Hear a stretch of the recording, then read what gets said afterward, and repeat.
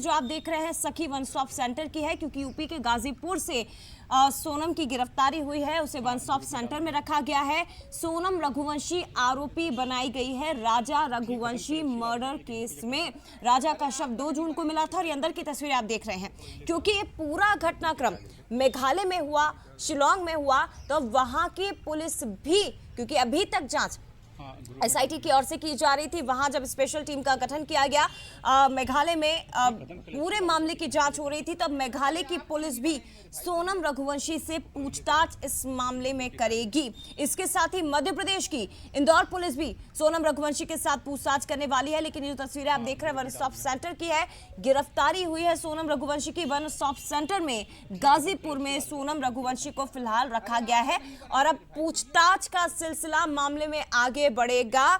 जो आरोपी और 3 की गिरफ्तारी हुई है, उन सभी का आमना सामना सोनम रघुवंशी से करवाया जाएगा। हालांकि एक और खुलासा इस मामले में यह हुआ है कि जो आरोपी पकड़े गए हैं वो भी मध्य प्रदेश के ही रहने वाले बताए जा रहे हैं। ये एक्सक्लूसिव तस्वीरें आप देख रहे हैं इस वक्त बंसल न्यूज पर। एक तरफ वन स्टॉप सेंटर और दूसरी तरफ वो सीसीटीवी फुटेज, जो आखिरी तस्वीर सामने आई है। रवि अत्रोलिया जी लगातार हमारे साथ जुड़े हुए। रवि जी, अपनी बात पूरी करिए सर। उसके बाद कई सवाल है इस मामले में पूछने के लिए, क्योंकि ये सवाल सबसे पहला कि आखिर शिलांग क्यों।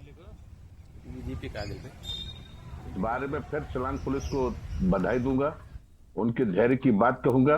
और सही बात तो यह कि एसआईटी जो गठित की थी उनमें काफी कुछ हद तक घटना के सच्चाई तक पहुंच गए थे। और यही वजह थी कि कल वहां के मुख्यमंत्री, परसों उनके मुख्यमंत्री ने 2 टूक कहा था कि हम सीबीआई जांच की परमिशन नहीं देते हैं, हमारी एसआईटी काम करेगी। मतलब कि वो बिल्कुल घटना की खुलासे के नजदीक पहुंच गए थे।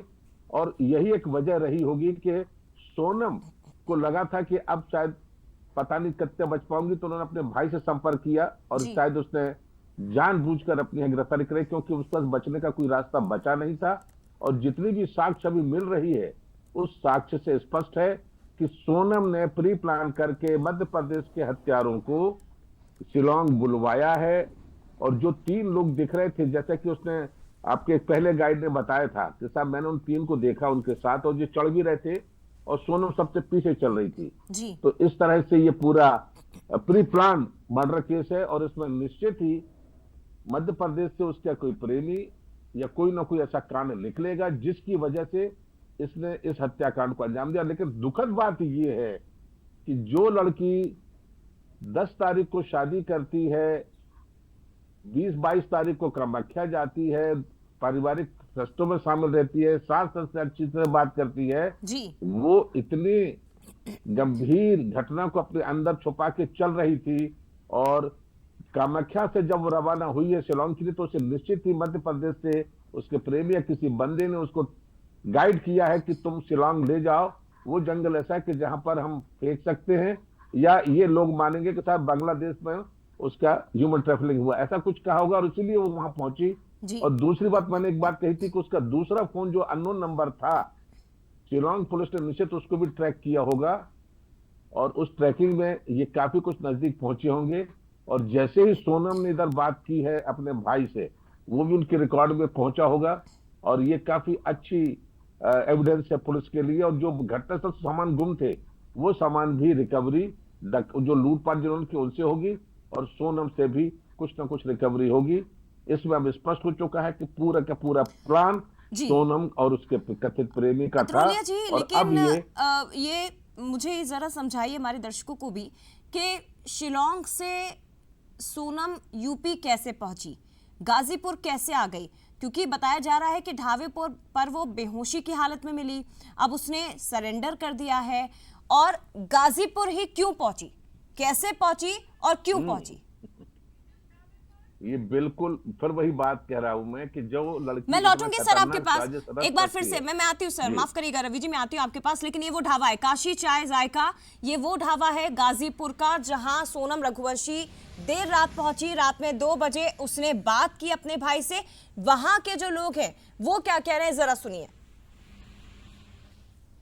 ये रात का 1 बजे का बात है, दुकान पे वो आई थी और रोते टाइम बोल रही थी कि भैया कॉल करना है घर पे। उसके बाद हम अपना मोबाइल लिए, वो अपने घर पे कॉल की। उसके बाद हम बोले आप वहाँ पर जाके बैठ जाइए, पुलिस को कॉल किए, पुलिस आई। उसके बाद वो पुलिस लेके गई है, इतना ही बात है। और ये केस मध्य प्रदेश का जो सोनम और राजा रघुवंशी था वो वाले था। ये रात का 1 बजे का बात है। दुकान पे वो आई थी और रोते टाइम बोल रही थी कि भैया कॉल करना है घर पे। उसके बाद हम अपना मोबाइल लिए, वो अपने घर पे कॉल की।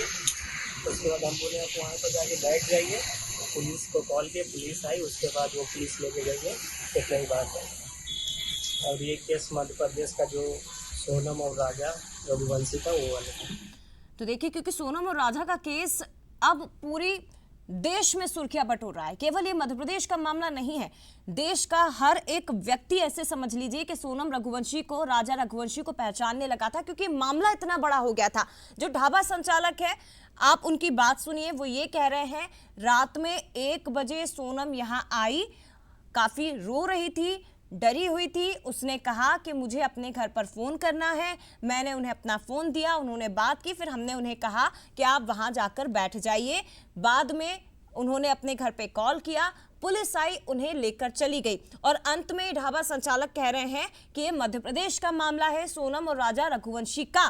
तो देखिए, सोनम रघुवंशी को हर एक व्यक्ति पहचानने लगा था। जैसे ही ढाबे पर वो पहुंची, वहां के संचालक ने, वहां के स्टाफ ने उन्हें तुरंत ही पहचान लिया। रवि अत्रोलिया जी, सवाल एक बार फिर से वही सर, उसका जवाब दीजिए कि क्यों गाजीपुर और कैसे।